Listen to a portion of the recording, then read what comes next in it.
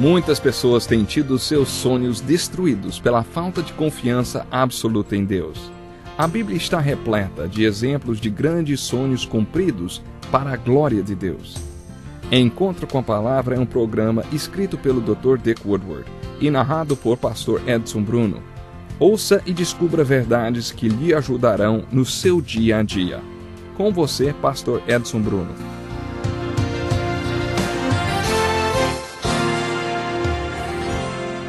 Estamos começando o nosso encontro com a palavra de hoje. Seja bem-vindo à continuação do estudo versículo por versículo do Evangelho de João. Pegue a sua Bíblia, abra no capítulo 9 e acompanhe conosco a leitura dos 12 primeiros versículos desse capítulo. Não esqueça, capítulo 9 de João. Diz assim: Ao passar, Jesus viu um cego de nascença. Seus discípulos lhe perguntaram: Mestre, quem pecou, este homem ou seus pais, para que ele nascesse cego? Disse Jesus: Nem ele nem seus pais pecaram, mas isto aconteceu para que a obra de Deus se manifestasse na vida dele. Enquanto é dia, precisamos realizar a obra daquele que me enviou. A noite se aproxima, quando ninguém pode trabalhar. Enquanto estou no mundo, sou a luz do mundo. Tendo dito isso, cuspiu no chão, misturou terra com saliva e aplicou-a aos olhos do homem. Então lhes disse: Vá lavar-se no tanque de Siloé, que significa enviado. O homem foi, lavou-se e voltou vendo. Seus vizinhos e os que anteriormente o tinham visto mendigando perguntaram: Não é esse o mesmo homem que costumava ficar sentado mendigando? Alguns afirmavam que era ele. Outros diziam: Não, apenas se parece com ele. Mas ele próprio insistia: Sou eu mesmo, sou eu mesmo. Então, como foram abertos os seus olhos, interrogaram-no eles. Ele respondeu: O homem chamado Jesus misturou terra com saliva, colocou-a nos meus olhos e me disse que fosse lavar-me em Siloé. Fui, lavei-me e agora vejo. Eles lhe perguntaram: Onde está esse homem? Não sei, disse ele. Antes de iniciar o estudo do capítulo 9, gostaria de fazer alguns comentários sobre o que encontraremos nele. Vamos encontrar mais um ato simbólico de Jesus. No capítulo 5, ele curou um homem no tanque de Betesda e então iniciou uma acirrada discussão com os líderes religiosos. No capítulo 6, ele alimentou uma multidão de 5.000 famílias famintas e depois fez um sermão sobre o pão da vida no capítulo 7. Os irmãos de Jesus sugeriram que ele fosse para a festa dos tabernáculos ou das cabanas lá em Jerusalém. Este episódio foi o pivô de um diálogo do qual tiramos grandes ensinamentos. O capítulo 8 se inicia com Jesus conversando com uma mulher surpreendida em adultério, seguido pelo diálogo com os líderes religiosos e também, de certa forma, mais um sermão de Jesus. O capítulo 9 também começa com um ato simbólico: a cura de um cego de nascença. Esta cura que Jesus operou levou ao sermão A Luz do Mundo e a continuação da discussão com os líderes religiosos judeus que não creram nele, conforme vimos no capítulo 8. Acho que a essa altura eles já tinham concluído que seria impossível qualquer coexistência com Jesus e começaram a planejar uma maneira de levá-lo à morte. O capítulo 9 começa com uma pergunta muito importante. A impressão que temos é que Jesus e seus discípulos estavam apenas passando por aquele lugar e avistaram aquele cego.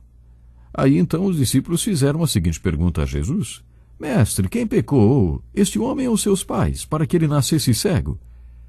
Os judeus criam piamente que a doença ou qualquer deficiência física era resultado direto do pecado. Alguém pecou, caso contrário, esta pessoa não seria cega. Este era o pensamento deles, por isso perguntaram a Jesus: Mestre, quem pecou, este homem ou seus pais, para que ele nascesse cego? Bom, aquele homem tinha nascido cego.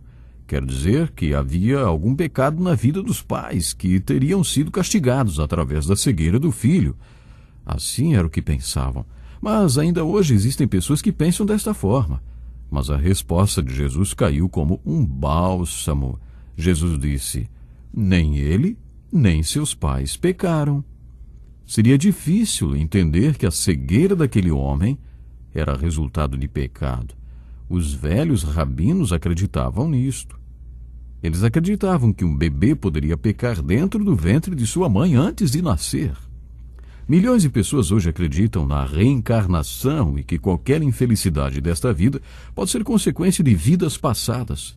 Converso muito com pessoas que acreditam nisto. Uma vez estava andando pela rua com uma dessas pessoas e passamos por um mendigo cego. Ele estava segurando uma latinha em uma das suas mãos e na outra ele tinha uma bengala. A bengala era vermelha e branca.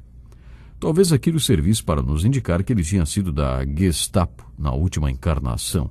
Ou talvez tivesse sido um torturador que matava e arrancava os olhos de suas vítimas e por isso tinha nascido cego. Por isso considero as palavras de Jesus como um bálsamo. Nem ele nem seus pais pecaram. Ao mesmo tempo, nós nos deparamos com outra pergunta: se a cegueira daquele homem não era consequência do pecado dos seus pais nem dele, por que ele nasceu cego? Mais uma vez, Jesus tem um ensinamento profundo para nós. Isto aconteceu para que a obra de Deus se manifestasse na vida dele. Eu acho isso impressionante. Preparei um estudo bíblico para as razões por que sofremos.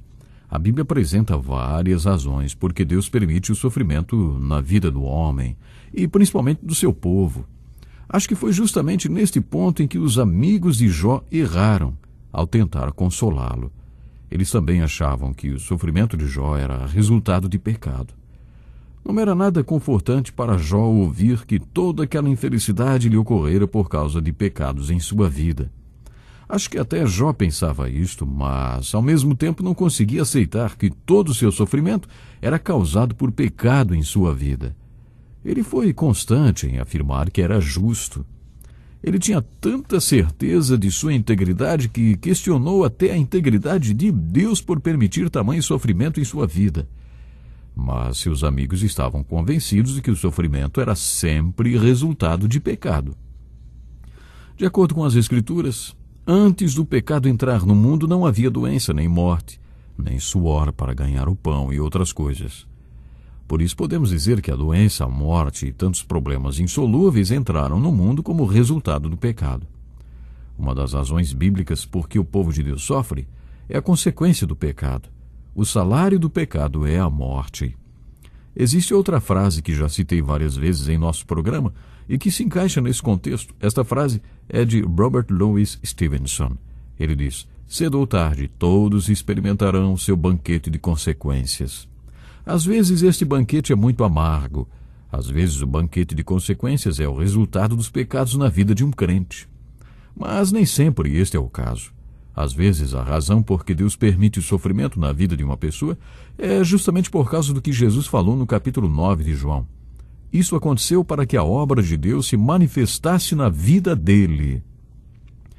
A Bíblia é consistente em ensinar, principalmente nos evangelhos, que quando somos salvos por Cristo, Ele acende uma luz em nossas vidas. Antes de conhecermos a Cristo, não existe luz em nossas vidas.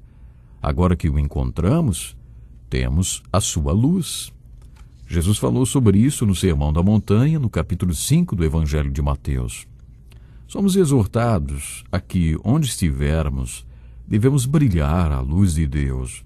Assim brilhe a luz de vocês diante dos homens, para que vejam as suas boas obras e glorifiquem ao Pai de vocês que está nos céus. Em João 15, versículo 16, Jesus disse aos apóstolos: vocês não me escolheram, mas eu os escolhi para irem e darem fruto, fruto que permaneça, a fim de que o Pai lhes conceda o que pedirem em meu nome. O que Jesus quis dizer por eu os escolhi?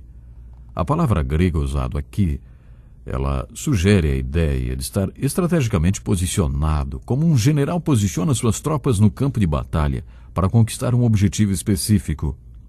Foi isso que Jesus quis dizer quando disse: vocês não me escolheram, mas eu os escolhi, e vou posicioná-los estrategicamente como luzes, para que iluminem e sejam frutíferos. A maioria de nós busca a Deus e crê em Jesus Cristo com uma atitude egocêntrica, perguntando-se: que ganho eu vou ter com Jesus? Que ganho eu vou ter? Ao invés de pensarmos o que esta vida nova pode me dar, devemos perguntar: o que eu posso dar para Jesus? O que existe para Deus na minha nova vida? O que há para o Espírito Santo?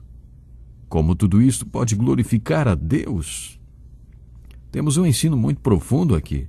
Jesus disse que Deus permitiu a cegueira na vida daquele homem. O livro de Jó parece indicar que essas coisas acontecem por causa da vontade permissiva de Deus, mas vem de Satanás, com a permissão de Deus. Quando essas coisas acontecem, como por exemplo a cegueira daquele homem, devemos ter em mente, isto aconteceu pelo menos a cegueira desse homem, isso aconteceu para que a obra de Deus pudesse ser manifestada em sua vida. Jesus curou aquele cego de nascença e esse foi um grande milagre. Uma outra coisa muito importante que você precisa lembrar é que João está preocupado em responder uma pergunta: quem é Jesus? E aqui nós podemos encontrar algo muito sério. A cura desse homem cego de nascença é uma dessas respostas de João. Sabe, aqui ele está mostrando que Jesus é o Messias. Jesus tinha sugerido que o propósito da cegueira daquele homem era para que a obra de Deus se manifestasse na vida dele e também através da vida dele.